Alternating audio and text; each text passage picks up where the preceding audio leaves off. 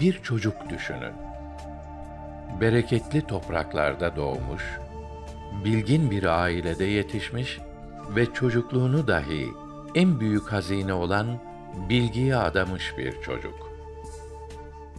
Bu çocuk inancını, dilini ve kültürünü paylaştığı insanlar için ileride ağır bir misyon yüklenecek, belki de onlar için olmadık manevi cefalara göğüs gerecektir.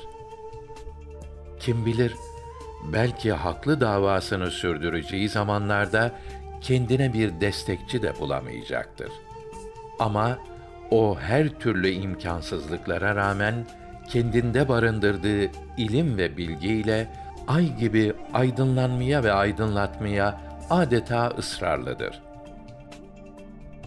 Evet, o çocuktan bahsediyoruz. O çocuk ki ileride kendisine filozof, edebiyatçı, şair ve mutasavvıf diye hitap edilecek olan Şeyh Ahmed-i Hani'den. Ahmed-i Hani ki bu topraklarda yetişmiş ender şahsiyetlerdendir. Ama biz onu nasıl tanımlayacağımızı, hangi vasıfla anacağımızı bilemiyoruz. Çünkü o genç yaşına rağmen ilmi, edebiyatı ve felsefeyi kendisinde barındıran bir bütündü. 57 yıl gibi kısacık ömrüne bütün bu meziyetleri sığdırmış nadide bir insandı. Peki kimdir bu Ahmed-i Hani? Tarih 17. yüzyıl.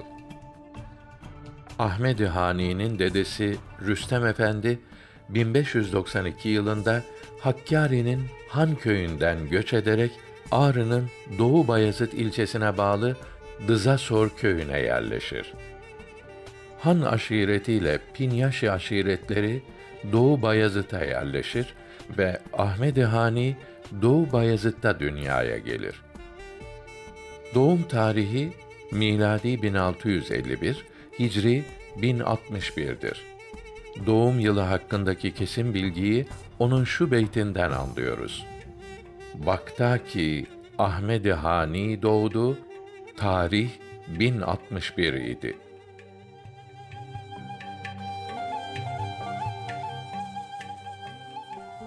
Babası İlyas Efendi, Bayezid miri olan Mir Muhammed Pir Bela'nın yanında kadılık görevi yapar.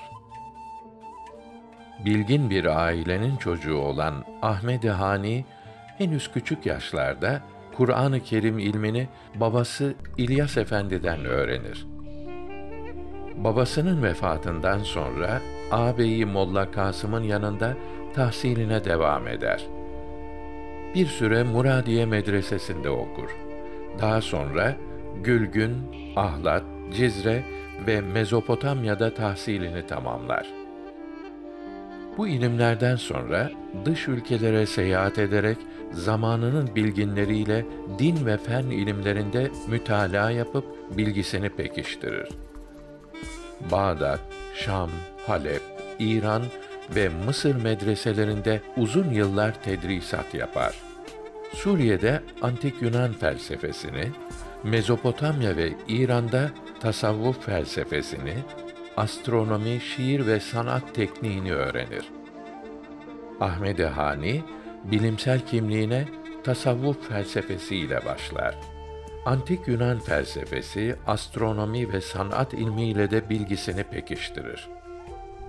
Büyük velilerden Bediüzzaman Said Nursi, Ahmed-i Hani için benim manevi üstadımdır demiş ve kendisinden maneviyatta ders aldığını ifade etmiştir.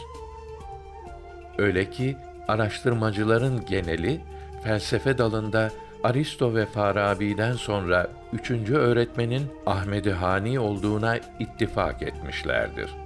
Çünkü kısa zamanda yazdığı eserlerinde inceleme yapıldığında Mevlana, Yunus Emre ve Ahmed-i Yesevi gibi arif ve mutasavvıf, Gazali, İbn Sina, Farabi gibi bir filozof, Molla Cami, Nizami ve Melai Cezeri gibi edip ve şair bir kimsedir Ahmed-i Hani. Gençliğini ilme ve bilgiye adamış olan Ahmed-i Hani, tamamladığı ilimlerden sonra Ağrı Doğu Bayezid'e gelir. Kürt halkının gelenek ve göreneklerini, eksik olan eğitimini yakından müşahede eden Ahmed-i Hani, bu soruna ciddiyetle yaklaşır. Bu sebeple Kürt dili ve edebiyatının zenginleşmesi için eğitim kurumları açar.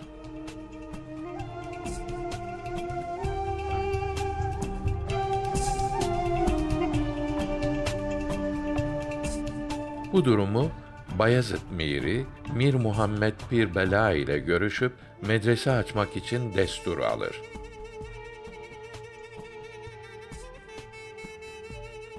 Bu medresenin yapımında Ahmed-i Hani dahil herkes çalışır. Zira bu medrese başta Kürt halkı olmak üzere herkesin faydalanacağı bir yer olacaktır. Ahmed-i Hani bu medresede Kürtçe dışında dil bilmeyen halkına ana dili olan Kürtçe ile eğitim verir. Bilgi sahibi olanlarsa onun yanında bilgisini pekiştirir. Böyle bir medreseyi açmasındaki asıl gaye, halkın Kürtçe diliyle eğitim görmesi ve dini bilgileri kendi ana dilleriyle öğrenmesidir. Çünkü gerek eğitimde ve gerekse sosyal hayatta Osmanlıca ve Arapça dillere hakim olduğu için Kürtler yetersiz durumdadır. İşte Ahmed-i Hani, halkın özüne olan bağlılığını kesmeden onlara ana dilde eğitim verir. Kendisi de Kürt olan Ahmed-i Hani, bireylerin her daim aslına bağlı ve sadakat sahibi olması gerektiğine vurgu yapar. Ünü kısa zamanda tüm bölgeye yayılan Hani, mütevazı kişiliği ve derin bilgisiyle halkın sevgisini kazanır, onlar için vazgeçilmez olur. Herkesin derdine ortak olur. Daima çözüm arayışına girer. Bölge halkı kendisine Hani Baba, Şeyh Ahmed-i Hani diye hitap eder. O, halkın içinden, halktan biri olur. Ahmed-i Hani'nin hayatını tümüyle ele aldığımızda, onun sıradan bir hoca olmadığını görürüz. Kısa zamanda edindiği dini ve fenni ilimlerle çok yönlü olan bir şahsiyettir. Çünkü o, ilimden sonra bir köşeye çekilmek yerine bilgisini halkla paylaşır.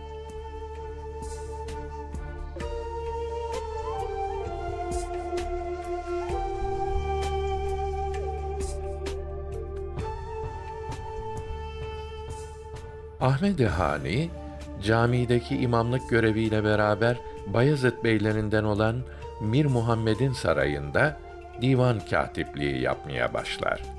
Buradaki kâtiplik, sıradan bir yazıcılık görevinden öte, ülkeler arası anlaşmalar ve sarayın idari durumlarında yetkiyi elinde bulundurmak şeklindedir.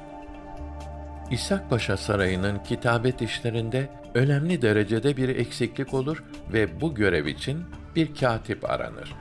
Mir Muhammed, bu görevin Ahmed-i Hani gibi bilgin ve güvenilir bir insana layık olduğunu düşünür ve onu sarayında ağırlar.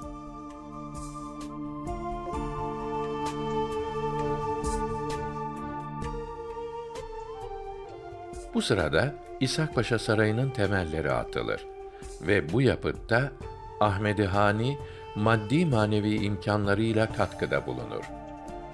Ahmed-i Hani'nin bunca bilgi birikimiyle sarayda kâtiplik yapması, onun dünya işlerinde de ne kadar bilgili olduğunu gösterir. Büyük filozof Ahmed-i Hani, 4 dili ana dili gibi öğrenir ve bu 4 dile eser yazacak kadar vakıf olur. Bunlar, Kur'an dili Arapça, edebiyat dili Farsça, resmi dil Osmanlıca ve ana dili Kürtçe dili. Ahmed-i Hani'nin en önemli yönü, evrensel mesajlar veren halkçı yönüdür. Kısa zamanda yazdığı eserlerde hep sevgi ve kardeşlik mesajları verir. Çevresinde vukua gelen halkın yersiz kavga ve çekişmelerini şiirsel bir üslupla tenkit eder, halkı barışa çağırır.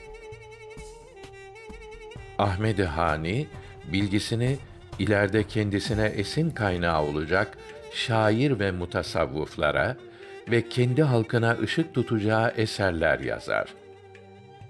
Hani, ana dili olan Kürtçe diliyle kaleme aldığı bu eserlerle hem unutulmaya yüz tutmuş Kürtçe dilinin ihyası hem de Kürtçe dışında başka dil bilmeyen insanların faydalanması için çabalar.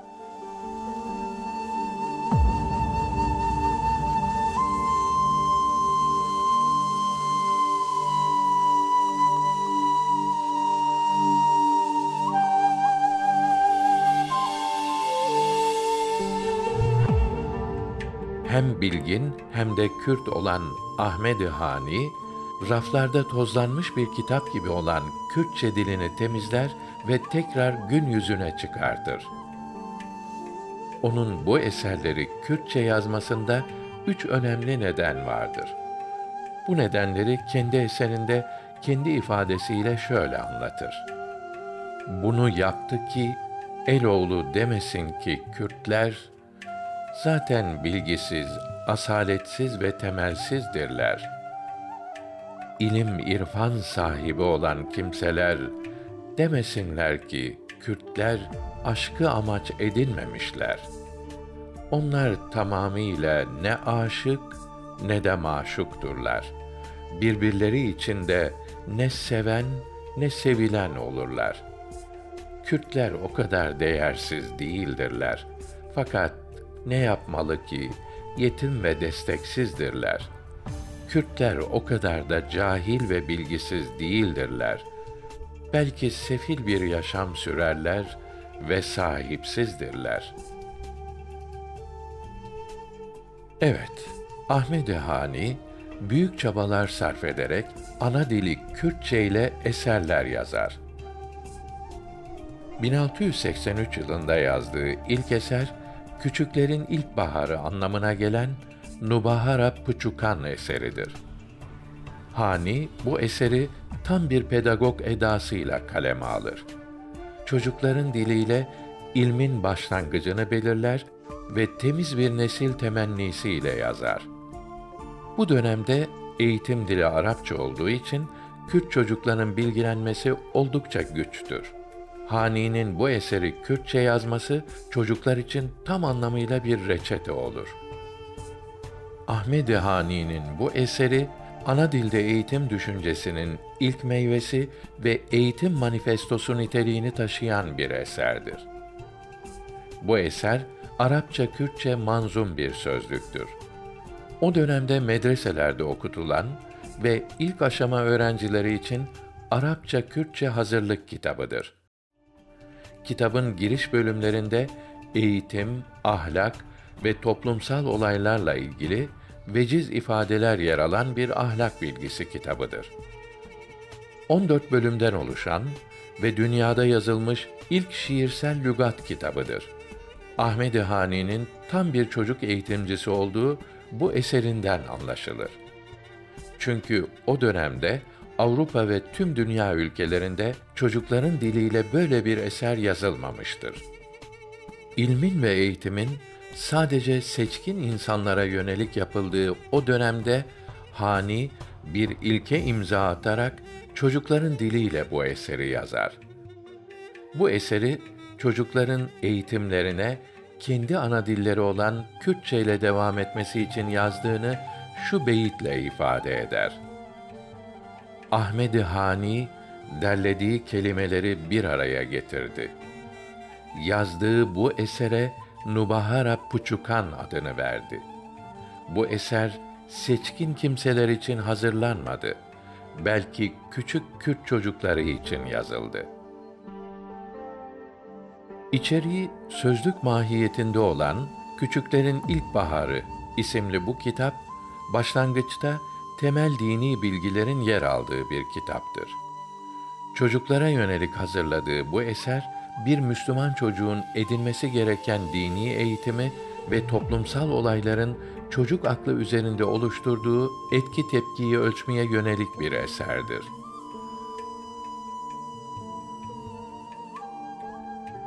Hani Baba'nın ana dili Kürtçe'ye verdiği önem, sadece Kürt olduğu için değil, bir milletin varlığını teşkil eden en önemli unsurun dili olduğuna vurgu yaptığı içindir. Nitekim o dönemde tek çatı olan Osmanlı çatısı altında herkesin hak ve hürriyetinin eksiksiz verildiği için Hani eserlerini Kürtçe yazar. Yine yazdığı eserlerin özeti hep kardeşlik, birlik ve beraberlik olur.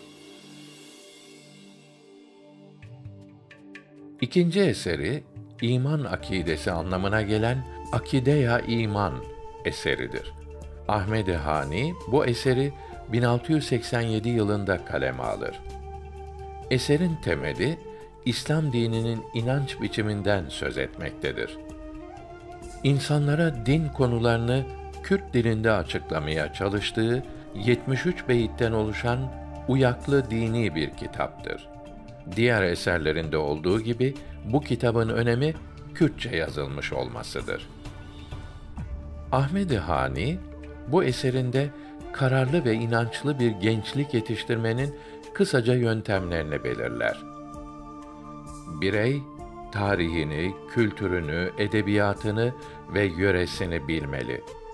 Doğrulara yandaş olmalı ve hür iradeyi esas almalı, der. Hani, bu eserinde hedefe kilitlenmenin ve bunun pratiğini yapmanın yol ve yöntemlerini anlatır.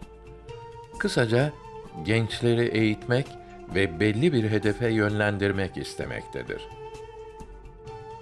Bu topraklarda tarihsel süreç içerisinde dil, kültür, gelenek ve göreneklere büyük ölçüde Arapça dili hakimdir. Bunun sebebi ise Kürt edebiyatının bir aydını olmaması ve Kürt dilinde eser yazılmamasıdır. Bu sürede Kürtler gerek edebi ve gerek sosyal hayatta fevkalade eksiklik içindedir. Bu durum Kürt halkının dil, kültür ve yaşamlarını etkiler. Neredeyse yaşamın rengi solar. İşte bu gerçeklik göz önünde bulundurulduğunda Hani'nin İslam'ın temellerini Kürtçe açıklamasının nedenli cesurca bir tutum olduğu anlaşılmaktadır. Ahmed-i Hani, İslam'ın öğretilerini açıklamasının yanı sıra Kürt dilini de geliştirdi ve onu din eğitiminde kullanılabilecek bir şekle dönüştürdü. Ayrıca din konularının Kürtçe'de yazılabileceği konusunda insanları ikna ederek onlara bunun günah ya da kusur olmadığını gösterdi.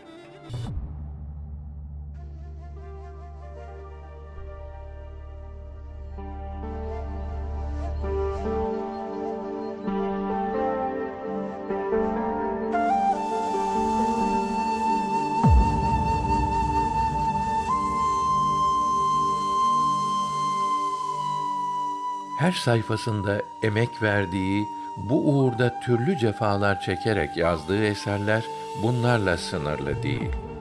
Hani Baba'nın dini ve ana dili için katlandığı zorluklar sonraki nesillere örnek teşkil etmiştir. Ahmed-i Hani çok cefalar çektim dediği, adı Mem-u Zin olan 3. eserini 1695 yılında yazar.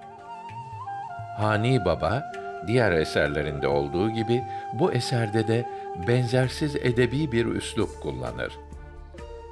Bu kitapta kendi din ve dünya görüşünü, bölge halkının yaşayış biçimini şiirsel olarak ele almakta, özlediği ideal toplumun resmini çizmektedir.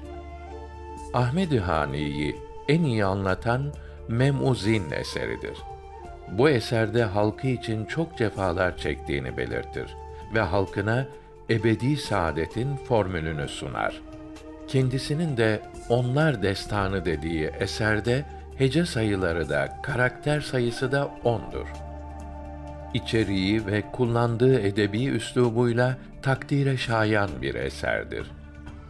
Çünkü kendi deyişiyle bu eserin inceliklerini ancak Nizami, Molla Cami ve Ömer Hayyam'ın anlayabileceğini söyler. Hani, bu eserinde tamamen Kur'an-ı Kerim'den esinlenmekte ve zaman zaman Hazreti Musa'ya indirilen 10 emri hatırlatmaktadır. Eserde Hazreti Musa'nın ulusalcı kişiliğine sevdalanıp her anlamlı hecesini Hazreti Musa'nın 10 emri gibi 10 heceli olmasına özen göstermiştir. Ahmed-i Hani'nin bu eserde işlediği ana tema aşk, hile, devlet yönetimi, halk, adalet ve hürriyettir. Mem'uzin eseri adeta aşk konulu bir film senaryosu gibi yazılır ve bu filmin aktörleri kendi özelliğiyle belirtilir. Mem halkı, Zin hürriyeti ve Tajdin baş iradeyi oynarken Arif ve Çeko da halkın kurumları ve askeri güç rolündedir. Zeydin Bey saray otoritesini sağlarken kız kardeşi Siti hukuku temsil eder. Heyzebun eğitimci, Gurgin ise Zeydin Bey'in oğlu, Tajdin ve Mem'in yanlısıdır. Eserde halkı kötülüğe iten fitneci rolündeki kişi ise Beko'dur.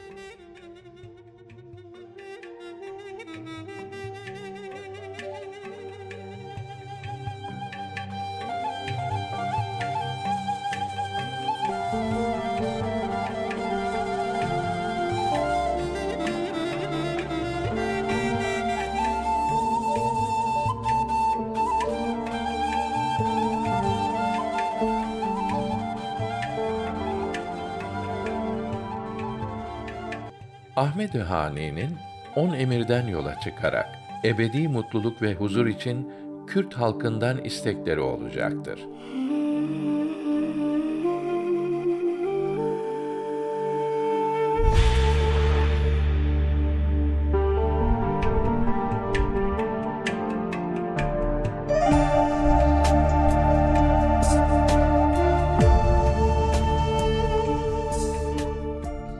Tüm bunları derinlemesine düşündüğümüzde, demokratik hukuk devleti talebinin ifadesini ilk tasarlayan Ahmed-i Hani'dir. Hani'ye göre böyle bir devletin oluşması, insanların dil ve ırk farkı gözetmeden kardeşçe yaşaması anlamına gelir. Eser, bir aşk destanı olarak çok güzeldir. Gerçekte ise bir aşk destanından çok ötedir. Evrensel içeriği, felsefi, tarihi, sosyal, dinsel ve sanatsal estetiğiyle bir manifesto niteliğindedir. Ayrıca destanı kusursuz bir şekilde düşünce, hayal ürünü ve öğretilerini içerecek bir çerçeveye dönüştürmüştür. Mem'uzin eseri, mecazi aşkla başlayan ve ilahi aşkla biten eşsiz bir aşk destanını içermekte. Eser incelendiğinde mükemmel bir edebiyat, benzersiz şiir dili ve son derece dinsel bir tebliğ risalesi niteliği taşıyor. Mem'uzin eseri, Mem'in aşkını, Zin'in çaresizliğini anlatan bir aşk destanıdır. Mem, aşkı için meczup olup nehre şiirler okur, Zin de zindana dönen sarayda mumu kendine sırdaş eder. Ahmed-i Hani'nin tüm gayretlerinin nedeni kendi özüne olan sadakati, dinine, diline ve kültürüne olan bağlılığından ileri geliyor. Onun yaşamı sadece Kürtler için değil, her milletin bireyleri için örnek tablosudur. Hani Baba hem yaşantısında hem de eserlerinde ayrımcılığı değil, birliği, beraberliği, kardeşliği savunuyordu. O, her milletin kendi ana diliyle özgürce konuşması, eser yazması ve haklı olan kültürünü duyurmasının yanındaydı. Ahmed-i Hani, daima bu şiarla yaşamış ve ömrünü tek çatı olan kardeşlik çatısı altında yaşamaya davet etmekle geçirmişti. Sonuç ise ortada. Onun eserleri sadece kendi bölgesinde değil, tüm dünyada değer bulur ve okunur. Çünkü değerli kumaşın alıcısı çoktur.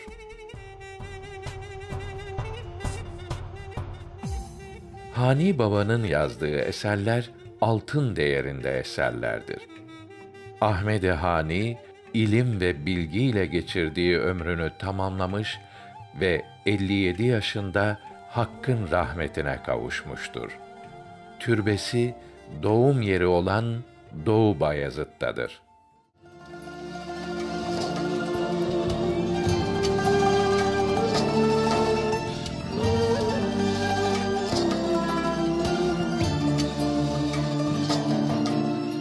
دردم تبتود زانی ده بجه احمد خانی دردم تبتود زانی ده بجه احمد خانی امر جیان بولکانی سردلی احمد خانی سردلی احمد خانی